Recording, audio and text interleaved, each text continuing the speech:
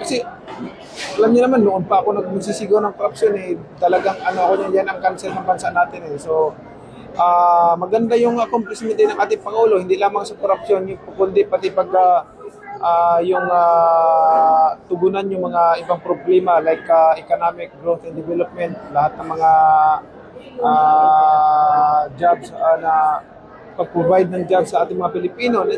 Lahat, binanggit niya kanina, so napakaganda for the President na mga accomplishment na masipag na Pangulo. Kita nyo, kahit anong issue, maraming mga distraction sa kanyang daan pero hindi siya nagpapatinag. Hindi niya, kumbaga, gusto ko yung ginagawa niya kasi may kasabihan niya doon sa quote ni Winston Churchill, you will never reach destination if you stop in true stone at the end of that bark. So, what is doing, the President is doing is, hindi niya pinapansin yung mga dogs na nagbabark.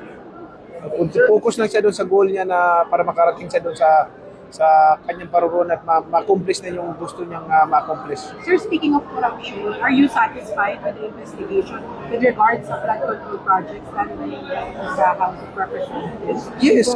Yes, ongoing naman yung investigation.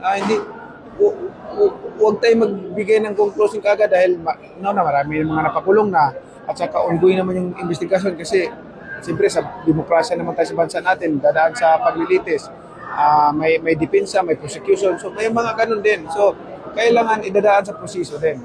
Pero at least may napakulong na at may nakasuhan at ongoing yung investigasyon na pagsumpo ng korupsyon.